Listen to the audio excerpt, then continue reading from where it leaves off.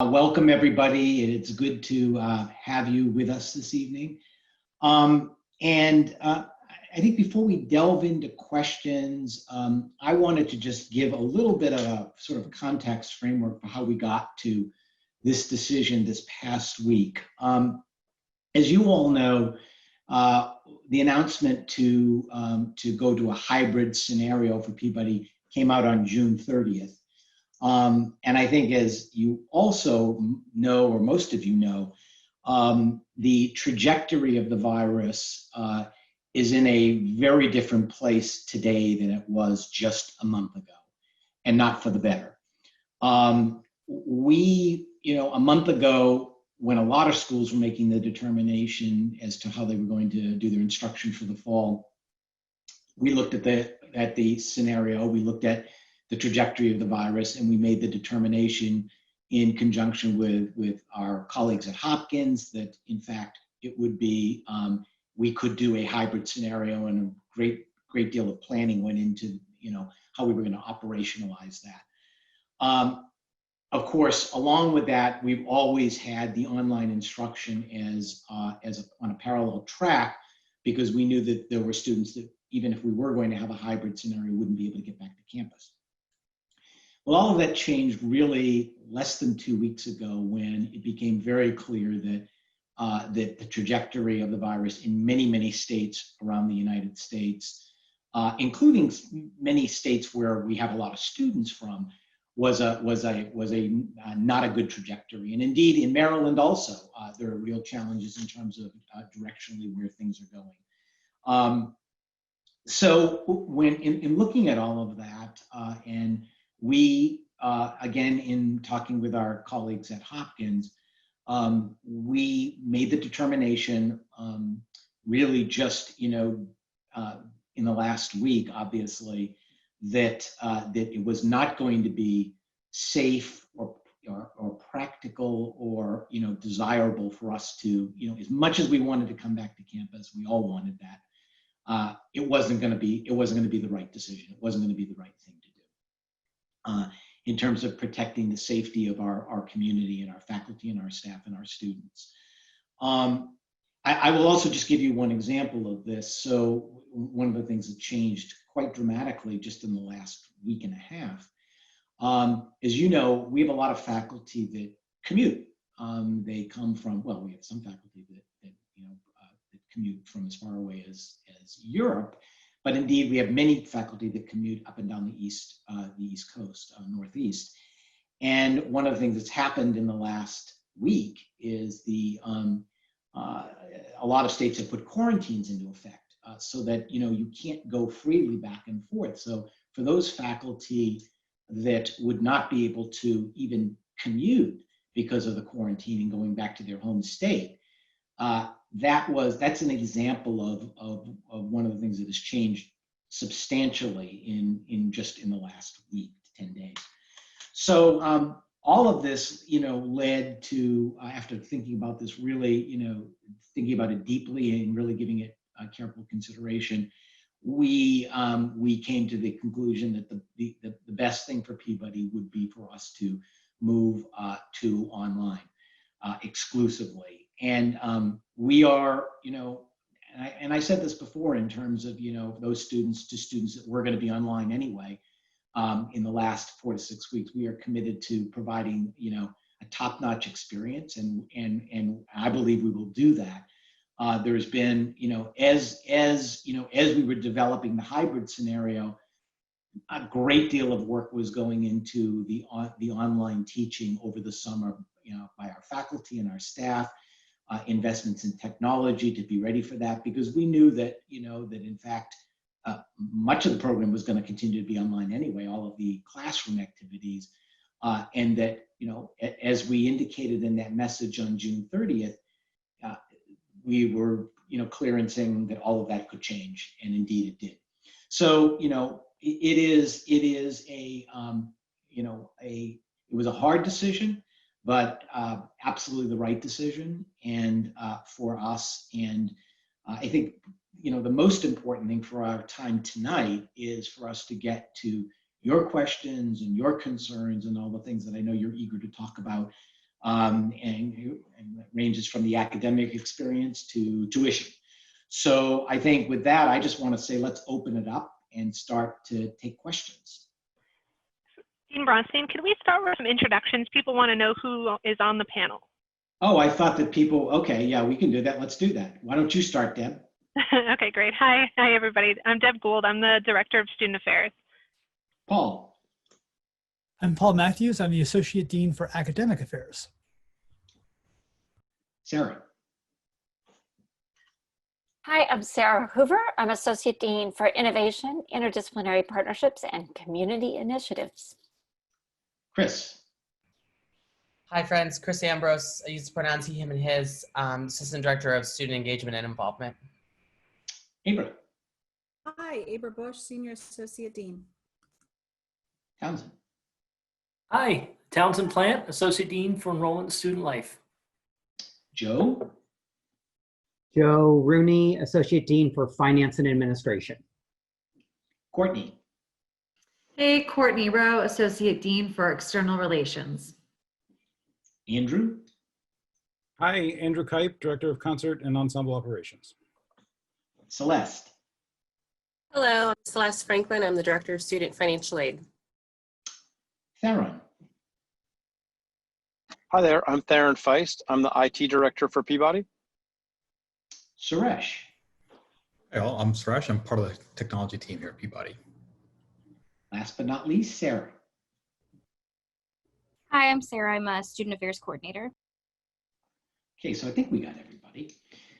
Okay, so now questions. Deb, you're moderating the questions? Yes, thank you.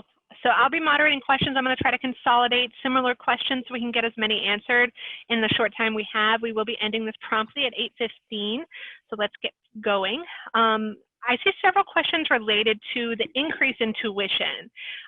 So wondering why there is a 3% increase in tuition when other music schools have froze it or decreased it. Why has tuition gone up more for graduates than undergraduates? So who would like to talk about this piece? So let me address the tuition question in terms of what was in place. Tuition is something we look over multiple years. It's part of the financial infrastructure of the school, as it is across all the divisions of Hopkins. I would say that when you look at a couple of facts that I would give you, when you look at actually our peers and you look at Peabody's peers, indeed, as of today, about half of those schools are indeed raising tuition, and about half are keeping it the same. So we're not unique in terms of the current raise in tuition that is in place. The other thing that I would say, and this is just useful information to keep in mind, that when you look at other university-based music programs, so schools like Northwestern or USC or Eastman, which we do tend to compare ourselves to because they are major music schools within a university as we are. We're actually, in fiscal year 2020, the year we just finished, we're about $4,000 to $6,000 under the tuition of those schools. And when you factor in actually the independents, so the standalone conservatories, we're pretty much in the middle of the pack. Our tuition is also considerably under, even today, under what it is at home. So I think that, to be accurate about actually the increase in tuition, increases in tuition are not something we do, haphazardly. It's not something that just gets thrown together. It's part of a long-term business plan. Increases in tuition are approved by the board of trustees of the university. That's how seriously it is actually taken. So that's, this has been part of the plan. Now, whether or not you think that's justified, we can have that conversation, but those are some of the facts actually around how we actually exist in our sphere and where our tuition actually is compared to other schools. So I'll stop there on that part of the question. Deb, was there something else about that, or was that the? Not specifically, but in the same vein, there's a question about, why there is an increase in tuition when there's also a separate technology fee and when physical plant is not being offered. So maybe going from that tuition question into this idea of if facilities aren't offered, how is that impacted and how does that impact all of this? Well, I mean, I give you an example that, for example, while our facilities costs will go down if we're not on campus, they don't go away. We have costs around depreciation. You can't mothball the buildings. You heat them, you cool them. We have valuable instruments on site. So there's not, that cost doesn't disappear. Indeed, it continues to be a substantial cost that we carry. I would also say that, we put in the last couple of months and going forward, a lot of additional resources, new dollars into technology. And in order to really deliver the kinds of quality experience that we want to deliver. And so again, I come back to this idea that we were doing that, we needed to do that anyway, because we knew that we were going to have a chunk of students, including many of our international students, that were going to do this all online anyway, even when we had announced a hybrid format. So, Peabody is not saving money at all with regard to this pandemic. It's costing us more money. And we are a tuition-driven school. And so it's part of our sustainability for the institution, and will continue to be that. Thank you. Fred, if I could just also add, that the institution, despite tuition increases over a multi-year period, has made significant investments in financial aid over the last several years. And especially when you look over a multi-year period in the kind of increases that Peabody and Johns Hopkins have instituted with regard to tuition, the amount of increase in financial aid has really been almost double what the increase in tuition over a multi-year period has been. So I think it's just important to point out that while there are lots of additional costs that the increase in tuition has to pay for, not the least of which is additional investments in financial aid in order to help students through this difficult period. And we have not only invested more money in financial aid, in terms of entering classes, but also with returning students. And over the last several months, when this all started, pretty significant investments have been made in order to help students with their financial aid packages who have experienced changes in circumstances as a result of COVID. So it was important to. I would just also add that, just to put a statistic on that, if you look at our tuition increases between 2017 and over 4 years, 2017 and 2020, it went up, I believe, 16%. I think that's right. But if you look at the financial aid increases, it actually went up 27%. I believe is the statistic. And our discount rate moved from the mid-30s up to 48% this year. So, very significant increased investment in scholarship aid in recent years here at Peabody. Now, the other thing I want to say about tuition, because having said all of that, while I can't tell you that there's any change to that, at this moment, I will tell you that we hear the concerns of the students and your families. We hear it, and that we are, regularly in dialogue with the university. I mean, this is not an issue that is not being discussed. It's being discussed across the university in terms of, whether and how to address the concerns that are raised around this. So it's not a question of that, we're not aware of the concerns or we're not hearing the concerns, and indeed that we're not having conversations about these concerns.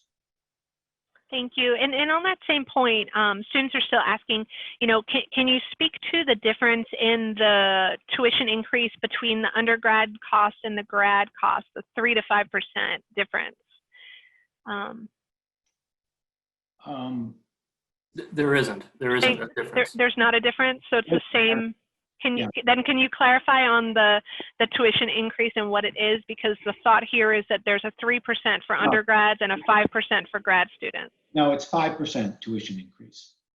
Across the board for either type? Yes. Okay. All right, thank you. So several questions about practice rooms. You know, assuming you have maintenance and security on premises, why can't practice spaces be made available for those students who have made financial commitments and are already in Baltimore based on the information given in the June 30th email? And a lot of similar questions related to the difficulty that we understand with, you know, being able to practice in off-campus apartments while people are working remotely and all of that. Can someone speak to practice space? So let me make a couple of comments about that. That, you know, again, we recognize that, you know, this issue. And one thing I would say to you now, you know, if you go back to the message I sent on Friday, we sent, it clearly does say we do not want students to move to Baltimore with the assumption of being able to regularly use the campus. Now, having said that, we are looking at over the next couple of weeks what it is we can do on the campus in terms of, you know, so that we can meet safety protocols. And we will set some parameters. I can't tell you what that looks like today. We need to look at how we would operationalize that and what it would mean in terms of, you know, some access, some kind of access. So, so again, this is another thing that we are, you know, that is an active conversation and active discussion. But I wanted to be very, you know, transparent and upfront and tell people, we wanted to tell people, don't come to the city assuming you're going to be able to, you know, practice, you know, 4 hours a day on the campus. And again, you know, even if we make this decision to allow some access, which is possible, things could change, you know, for the worst in the next 2 months or the next month, where then, you know, we're back to where we were last spring in terms of a lockdown of the campus. So the problem with this virus, of course, is that nobody can project the trajectory of it. Nobody can predict it. And so, you know, and we're seeing that time and time again.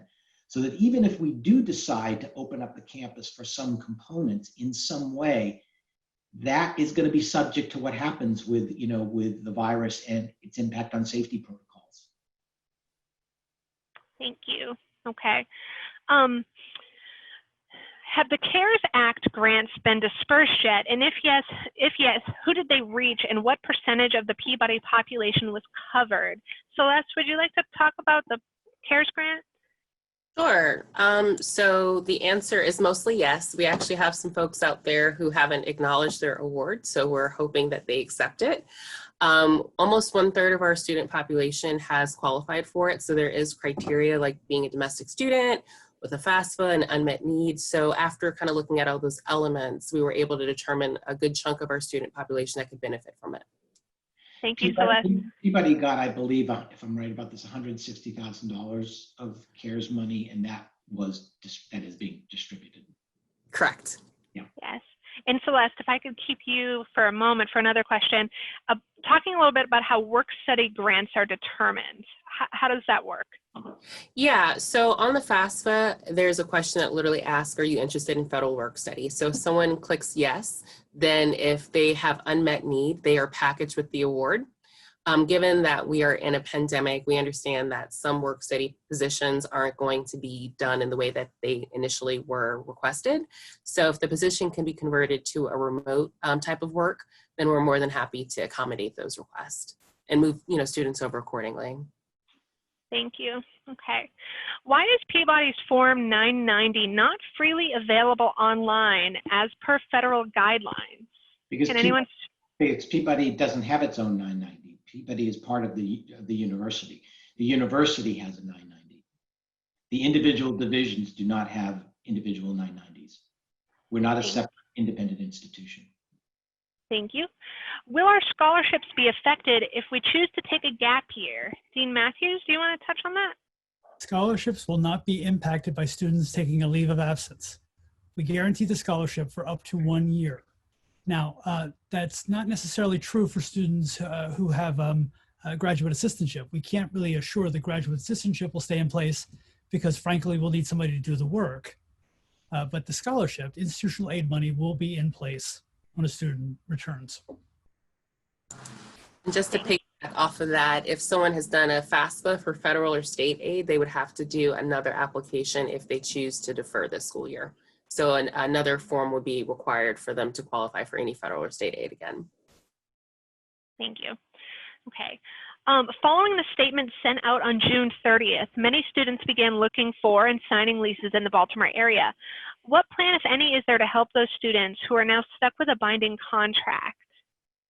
So let me say a couple of words about that, and then others may chime in. But so look, we like the tuition, issue. We understand this is an issue.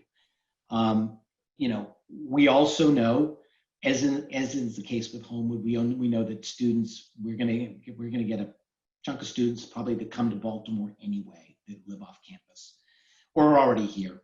Indeed, when we announced the hybrid at the end of June, which again is only a month ago, as you know, we took pains to be, and I think it's in this literally in the second paragraph, at the top of that message, to say right up front that all of this could change, and while we were hoping that it wouldn't, and that things looked good for a while there, it did. And it's also, why we wanted to make sure that students, even when we were going to do the hybrid again, would be able to do everything online if they chose to do that, either because they couldn't get back to campus or they chose not to come back to campus. So, I think that, like the tuition issue, I will say that this is a topic, not just at Peabody, it's a topic across the university, and that conversation goes on. So I think that it's, I can't, while I can't, tell you that there are going to be any mitigation steps around that, I can tell you that we recognize that it's a concern, and that it is a conversation that's going on, across the divisions and with Homewood as we speak. Thank you. Okay. How much freedom will department heads and professors have to assist students who are in Baltimore and want to enable some kind of socially distanced learning opportunities or student gatherings, particularly involving lessons or ensembles? Dean Bush, do you want to take that one? I'd be happy to. Our current situation will preclude us from permitting students to gather or for faculty to teach students in person. We would love for that to change, but that is simply the reality we find ourselves in right now, given the situation with the virus. We will continue to monitor that situation, and will hopefully pivot as soon as it is possible. The earliest at this point that pivot may occur would be for the spring semester. Thank you. All right, Dean Matthews, why were we rejected from our Homewood classes? Is there any way to still sign up for those? So I don't think anybody was rejected from a Homewood class. Our relationship with Homewood is that students are allowed to enroll in classes on a space available basis. So what I've been hearing over the last couple of days is that students were not allowed to be on the wait list, that students were not accepted for their classes. That's never been the case. I mean, they have never allowed students to be on wait lists for classes. They only admit students into classes on a space available basis. I will also note that Homewood has a tradition of reserving a certain number of seats for incoming freshmen. So those seats may not be available to our students yet either, but may be saved for new Homewood students. Finally, I want to say that the reverse is true, that I personally sign off on every Homewood student enrolling in a Peabody class. And I'm sure there's somebody like me on the other side doing the same thing. Thank you. Okay. According to the CDC website, U.S. cases have been on a steady upward curve since at least June 15th. Why did it take almost 6 weeks to make the decision based on this obvious long-term trajectory? Again, I would say that we've been in constant conversations with the university, with the public health officials over the last 6 weeks. And I think that while that may be true, that was the start of it, nobody would predict that it was on the track that it was on, And so I think that, and again, we're not the only ones that are caught in this, obviously, virtually every institution is. And that's why you've seen so many late decisions around this and people trying to keep the option open. I think you're going to see more movement to fully online. I know there are some schools that are saying today they're going to have partially, hybrid scenarios. I think you're going to see more movement on that in the very near future, both with our peers and also with other universities. We're already seeing it. So the reason is simply because people have not been able to predict it. Thank you, Dean Bronstein. Okay, in the email announcing the revised plan, Dean Bronstein said that students will have opportunities to work for the school online. What work opportunities are we able to apply for this fall? Anyone like to comment on job opportunities on campus? I can maybe start to take a stab at this. There are any number of jobs that are still available at Peabody, ranging from positions in the library, Launchpad, assisting faculty with departments or with specific classes. It is indeed true that there will be fewer positions than we normally have had. For example, since we're not going to be running concerts in the fall, there will not be a concert staff. However, there are still a number of positions that are available to students. All of this is being curated at this point through Launchpad, through a new system called Smile. And I'm looking at Dean Hoover's nodding in agreement, just making sure I get it right. So I would encourage you to reach out to Launchpad for information regarding to on-campus positions. One thing, in addition to that though, you absolutely must be in the United States physically in order to get paid. So we will not be able to offer on-campus jobs to students who are not physically within the United States. Thank you. Okay. We understand and accept that classes will be different online. Orchestra and chamber cannot be brought online well. We do not want substitute courses that take up our time but do not yield the experience of playing together. Could these classes be canceled instead of replicated ineffectively, and then our tuition can be adjusted accordingly? Who would like to take that? So I'm going to ask Abra and Andrew to talk about what we are expecting from the ensemble and the chamber music experience. And I'm sorry, I couldn't really hear the question because of the latency problems. Andrew, do you want to take this? Sure. We've been working with all the ensemble directors and Michael Cannon in chamber music over the summer to make sure that we are able to address the issues with ensembles and collaborative music specifically. We all know there are challenges in an online environment with doing that. There are a variety of technology tools that will be employed. Joseph Young worked with some of them this summer at Carnegie Hall with the National Youth Orchestra, so he's had some experience with it already. There will be projects that will allow for collaborative music making sort of asynchronously. Not quite the same, we understand that, but it's some really valuable experiences that I think that students will take away, and the ability to learn some new skills. And Joseph sent out an email, I think just a couple hours ago, to all of the instrumental ensemble folks, sort of detailing some more specifics around that. And I know that Michael Cannon in chamber music is actually working on a video that will go out if it hasn't already to really dive into it some more. So it will be different, but it's going to be effective and we think really important work. Thank you. Okay, great. Can you please provide a specific amount of tuition that the school is anticipating to receive this fall, or outline how the tuition money will be divided up to justify the need for full tuition? I'm not sure I understand the question. You're asking about the amount of tuition? Yeah, I guess really the bottom line is a justification for the need for full tuition. Well, because the simple answer is that the costs are there. I mean, the cost of running the school actually hasn't gone down; it's gone up. And Peabody is a tuition-driven school, as most universities are, most schools are, and so that cost doesn't go away. And again, in fact, the cost goes up. So. I would say that it's not, half of the money that we bring in tuition goes back in financial aid, right? With a close to 50%, 48% discount rate. So that's how we fund our scholarships, and we raise some money for it as well, of course.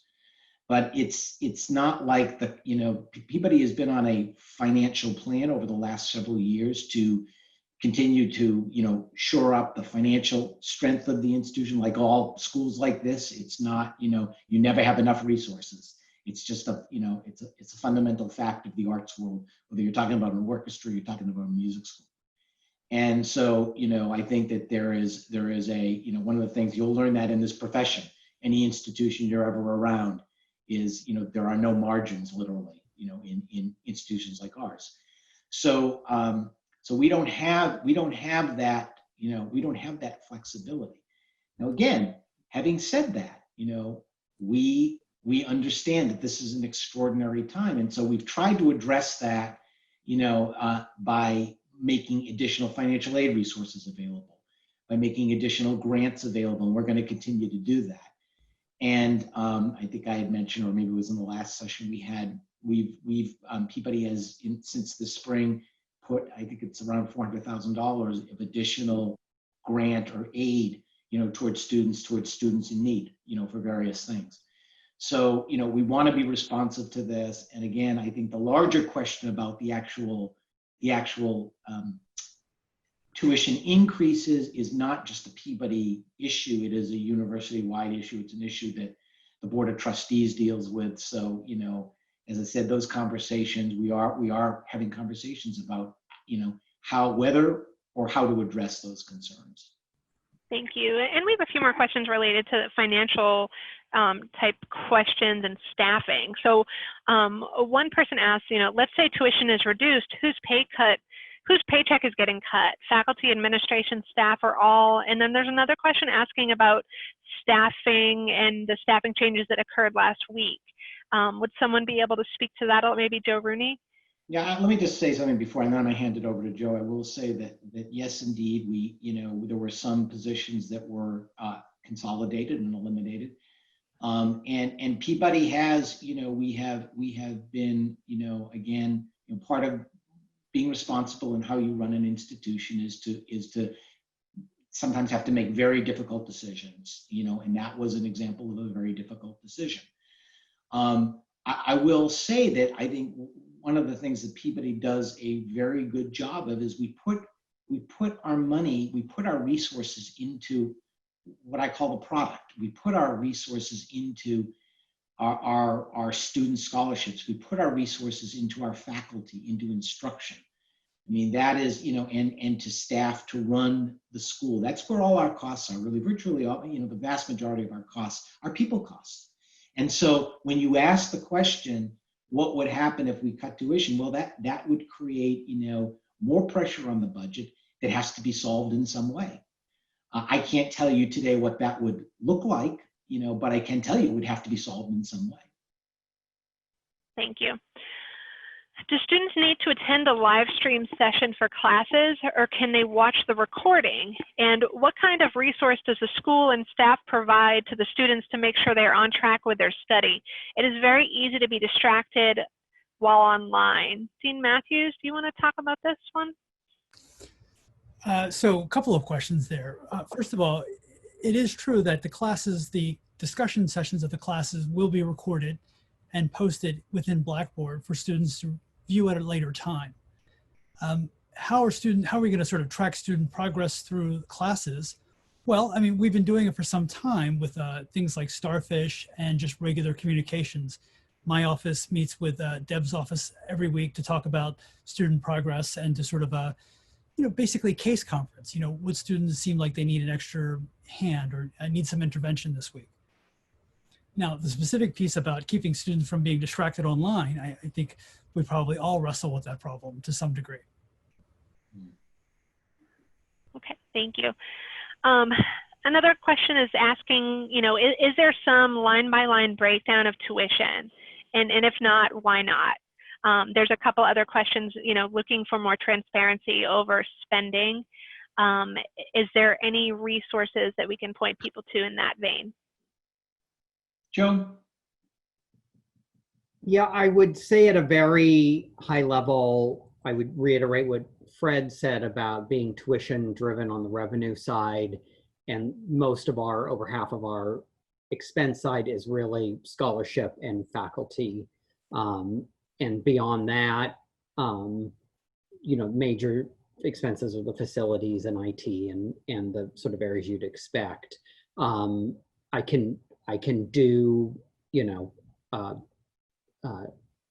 further analysis and try to generate something for the community on revenue and expenses. I don't have that for tonight, but that's certainly something we can look to do. Easy enough to do. Yeah. Thank you both. Okay. What special financial accommodations are there for dancers and their unique tech needs? Specifically, if dance teachers are receiving high-end tech that only functions at full capacity, if the students have it too. I'm not sure who'd be best, Theron or Abra. Dance tech specifically. I would say that we are definitely investing in dance tech for faculty to be able to, you know, provide the best possible product for dance students in a distance education platform. In terms of helping students with getting the technology they need, I would defer to Celeste on the method of doing it. We do have technology recommendations specifically for dance students, and to some extent those have you know, been evolving a little bit since the decision to go fully online. There is a process for requesting financial assistance to procure any of the technology that we're recommending for students to use for the fully online format. And Celeste may want to add to that in terms of the process. Sure. So financial aid does receive appeals of all sorts and does, you know, route them accordingly. So when it comes to whether it be like a microphone or something specific for like a dancer, we would route the request according to who it needs to go to, as well as making sure that the student actually qualifies. So if, you know, someone's a millionaire, obviously we wouldn't process a request for that student. But if there is unmet need and we're able to provide them what they actually are asking us for, then they would be able to submit a ticket, which would then allow us to send equipment directly to a student or approve funding for the student to go out and purchase it according to their budget and their needs. Yeah, and Celeste, similar to that, I have a question related to technology. How can money be going into technology if students have to fund their own tech? So I know it's a unique view of that. If you could shed some light on how students are expected to fund on their own, and what help there is, I guess, for students who are unable to afford an additional microphone, you know, to their setup or something like that. Yeah, so Peabody has published a page on our website that shows what we recommend, but the key word in that sentence is a recommendation versus what's actually required. And so if, you know, certain things are required, then of course, if a student is unable to afford it, we would help bridge that gap and make sure that they're supported in that way. But if it's not, you know, something that's required and it's just something that someone prefers, we're not necessarily in a position to just give everyone what they're asking of us. But for folks that are unable to secure technology on their side and are looking for the school to help them, we are certainly in a position to do that if the request goes through financial aid and there is unmet need. Thank you. Okay, and similar, another financial aid related question. Sorry, Celeste. There's a question about why has financial aid been decreased? So is that a real thing?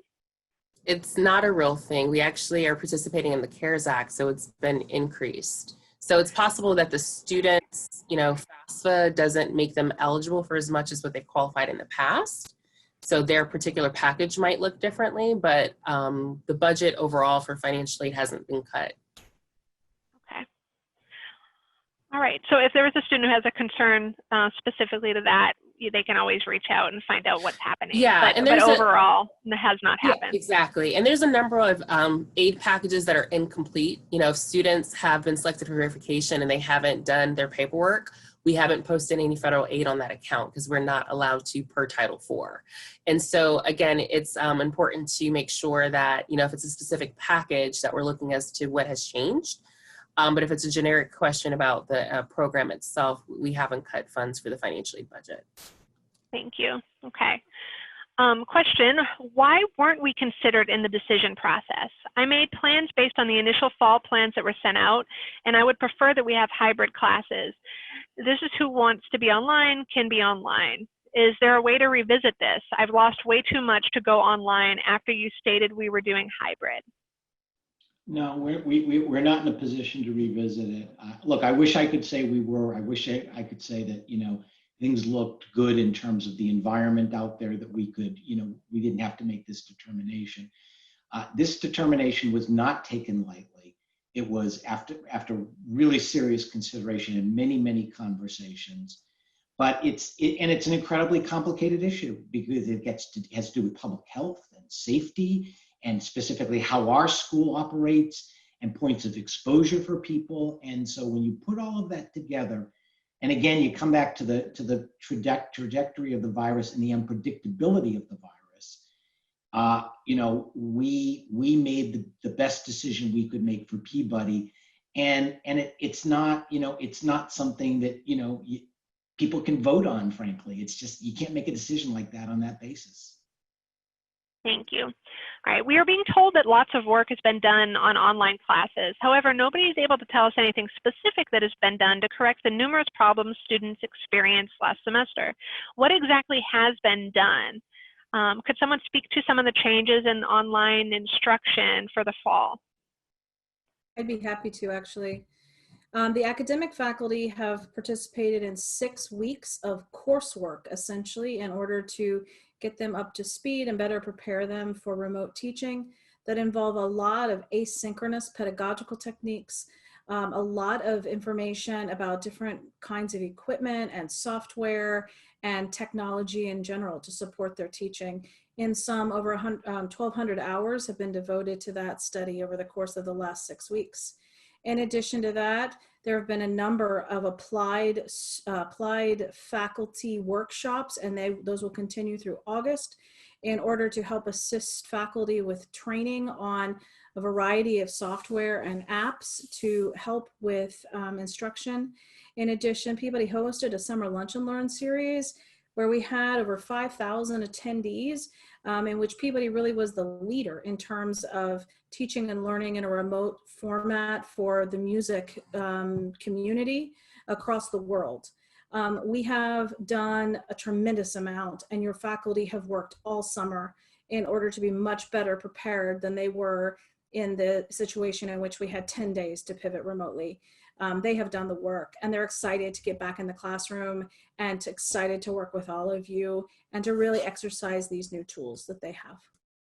If I can just say, yeah, I think that, we all know that when we went online last spring, like every other school, look, it happened in a matter of days, which isn't to say we hadn't done a lot of, obviously, technology work leading up to that. We had lots of infrastructure, but to operationalize all of it, it had to happen very quickly.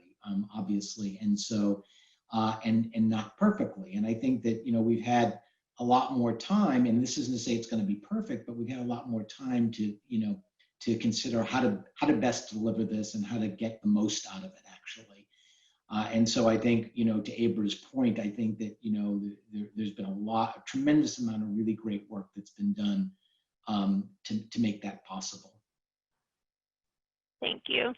Celeste, I'm wondering if you could comment on the CARE Act funds that Peabody students have been able to access. Question about that.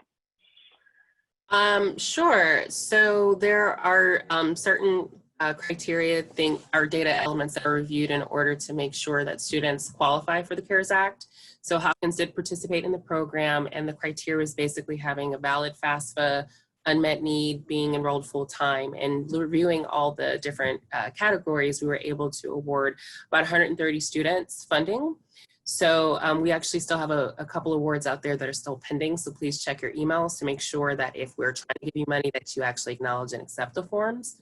But essentially the total right now is about 162 grand, and again, we're still waiting for some folks to acknowledge their award amounts, so it's going to go up. So hopefully that answers your question. Yeah, thank you so much. Sure. Okay. I asked this question yesterday during the Vocal Studies Town Hall, but I would like an elaboration. The U.S. government has canceled student visas earlier this summer. ICE has also said that incoming international students are not allowed to be enrolled in universities that are fully online. How is Peabody going to protect current incoming international students and fight for the rights of incoming international students? If Peabody isn't doing this, how can they claim that Peabody is a school that encourages diversity? I know this fight is hard, but is it not a priority? So I guess I can answer this question again. What happened was on the 24th of July, Immigrations and Customs released a ruling that clarified their ruling from March, which basically said that new international students would not be afforded visas to come into the US to study a program that was entirely online. Now, in fact, we've been figuring since the beginning of the summer that new students wouldn't be able to come at all, in large part because the consulates and the embassies are not open. I mean, it's impossible to get a visa. So we're doing everything we can to sort of promote the idea that international students could get appointments at embassies and consulates to return in the spring. But in terms of the fall semester, I don't think there's going to be many new international students here in Baltimore to protect. I mean, we'll be mostly contacting and treating the international students, teaching the international students where they are. Thank you. Okay. Will a technology grant be offered to students to purchase the necessary materials required and or recommended by Peabody to have an effective online learning experience? Celeste, would you mind just commenting on kind of the appeals process for students who have some need? Sure. So financial aid captures all appeal requests, and if it's an emergency request or technology request, regardless of what the request is, we do a quick review to make sure that there's unmet need. So again, if a millionaire asks us to help pay a bill, it would not be advanced. But if someone genuinely has unmet need and is good standing, the request will be routed to the appropriate department member. So if it's a tech request, IT will review it and potentially send out equipment. If it's something greater than that, funds will be distributed to students so that once their refund goes through and that disbursement processes, they can use that credit balance to go ahead and purchase what they need to purchase. Thank you so much. Okay. Now I just want to call it out right now. It's 8:03.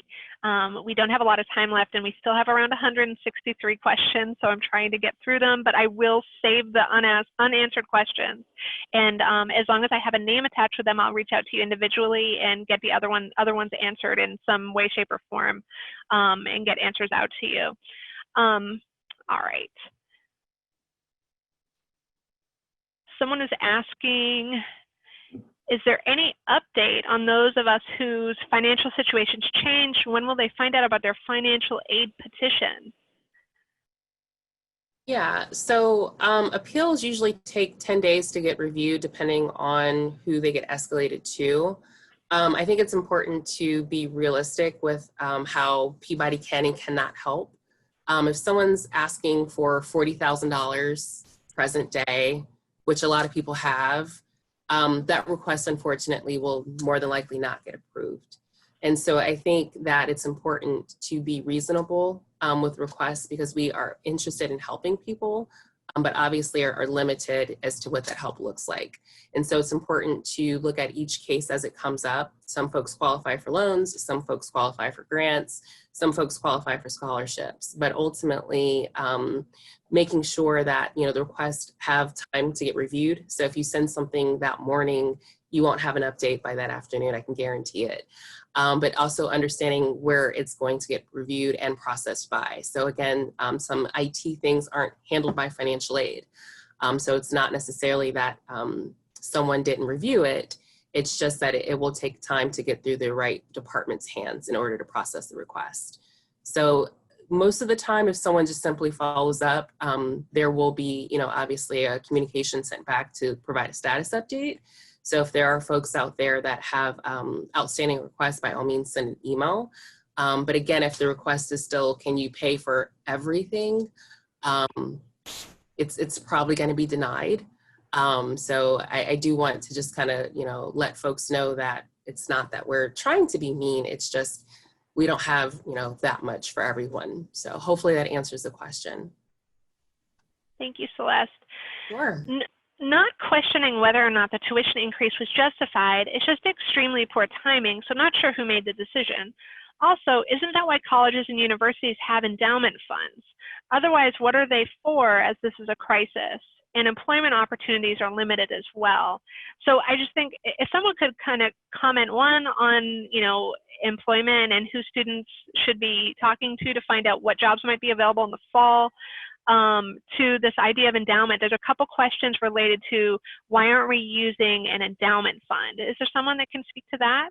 Yeah, well, let me say something about that. So this is, of course, a question that comes up regularly. It came up, you know, across the university in terms of you know, when the decision was made to freeze retirement contributions for this current year, which was made across the university.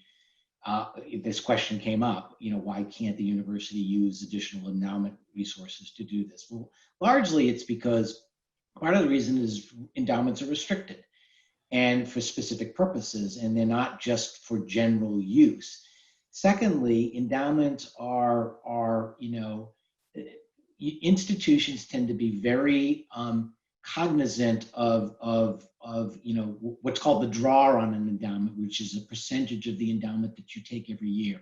And a typical draw is somewhere in a healthy draw is somewhere in the 3.5% to 4 to 5% area. Get above 5%, it's actually dangerous for institutions. And so, and you know, it's a philosophical question in a sense, but you know, the stewardship, the proper and appropriate stewardship of endowments is such that you don't just go to it, you know, when there's a challenging situation. And I know people don't always understand that, but I'll give you a real life example of it. And it's public knowledge, so I feel I can use this example. Baltimore Symphony back in 2006, you know, had an accumulated deficit of somewhere in the magnitude of $16 million. The decision was made at that time to withdraw out of that their endowment an additional $16 to $20 million to fund that accumulated deficit. The net result of that was that was $20 million less that was in the endowment to generate revenue over the next now 14 years. And what does the Baltimore Symphony find itself in? It finds itself in a situation today where it's you know, it's dramatically underendowed. I tell you that, I share that experience with you because it tells you why it really is a serious issue. I also want to come back to the question about what, you know, the decision made to increase tuition. Again, this is not something that's made quickly. It's not a decision. It's a decision that's it's a multi-year plan. It's part of that gets considered across the university and ultimately approved by the Board of Trustees. So there's a lot of scrutiny on you know, when tuition decisions are made, there's a lot of scrutiny on it. Thank you so much. All right, and then on the work study or, you know, student employment piece, could someone comment on what that looks like, or Launchpad specifically? So I can jump in to just say we have a new system to streamline student employment called Smile. It is being rolled out sort of in real time right now. Zane Forshee is heading up that effort for student employment. So look for those postings to come to you all. Access to those postings to come soon. Thank you. Dean Matthews, are there any plans to help with the virtual learning, such as capping the classes at a small number of students, adjusting degree plans, or offering classes at more flexible times for international students? Those are great questions. So we will have the same class sizes that we had going into the semester as if we had been, you know, in person.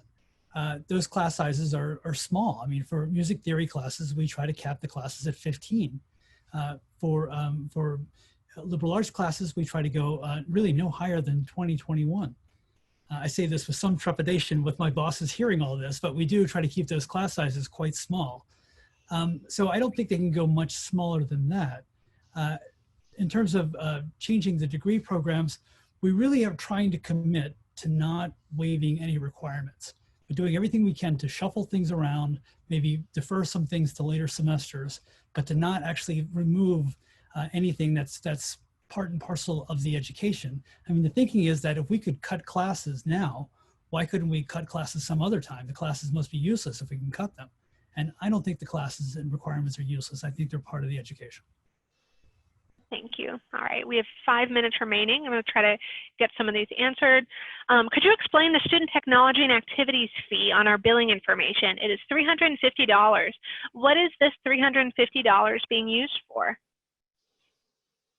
So that goes to help subsidize the infrastructure, the IT service desk, all of the software licensing. That entire line item is a little over $2 million, $2.4 million. But that fee only generates a couple $100,000 against that expense. So it's a historical remnant that helps underwrite that expense, so it doesn't come anywhere near covering it.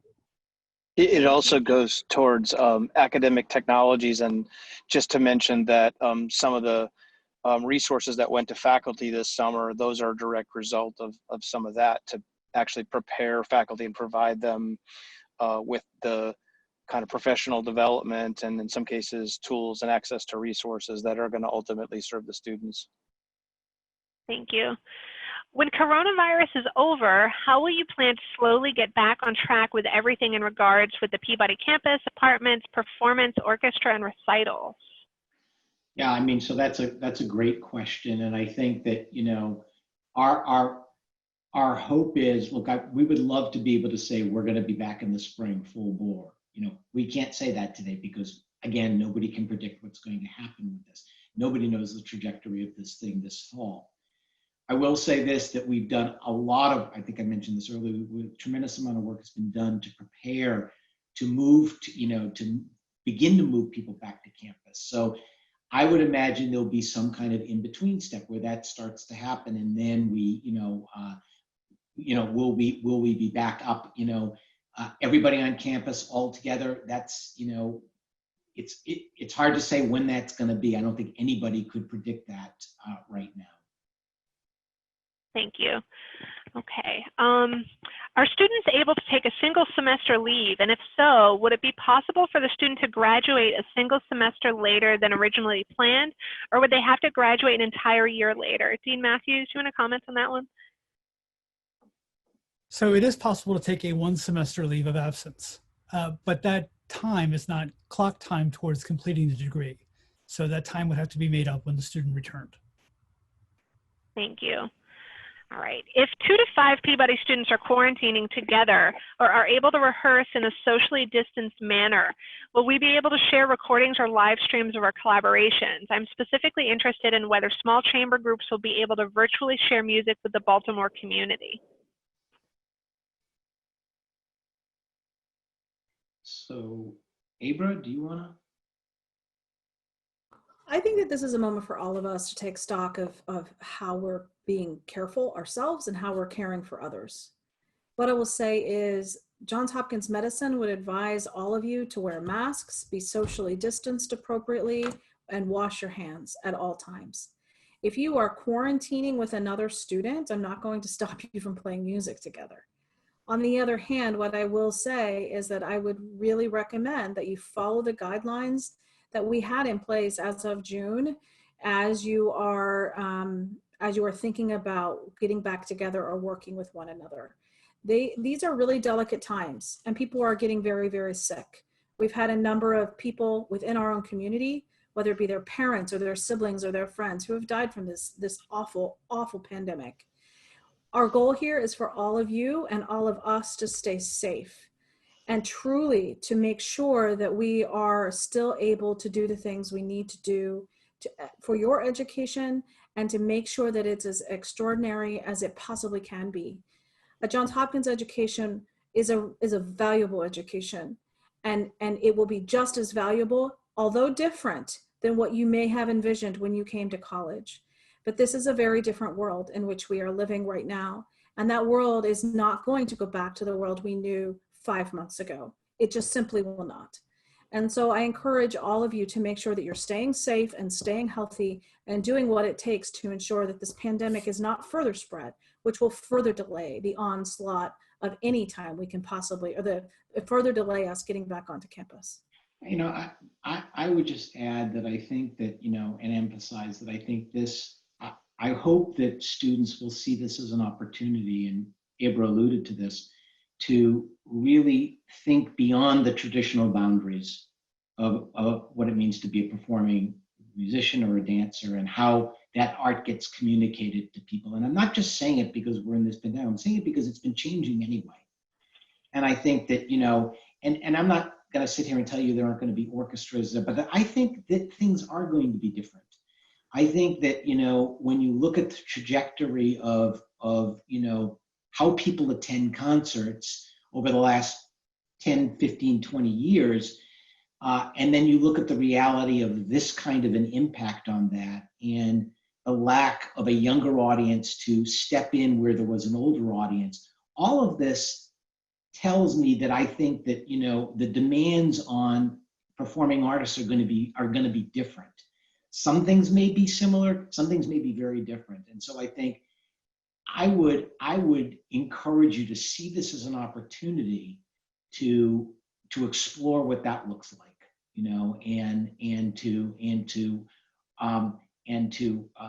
you know, press yourself to rise to that occasion, because I do think it's, you know, this is a world that doesn't go backwards, it goes forwards, and there's some things that won't be the same. Okay, thank you so much. We are past time, unfortunately. Everybody who's joined us, thank you. I have close to 200 questions that are still unanswered, and I will be spending my evening and morning and afternoon tomorrow trying to get those answers to you. So please reach out to me directly, and I will get you to the right person if it's not me. I'm happy to meet via Zoom to actually talk through personal things and personal situations that may not be helpful in this setting, but thank you all for your time. Thanks all, and again, we're, you know, it's been nice to spend some time with you tonight, and lots of great questions, important questions, and we look forward to continuing the conversation.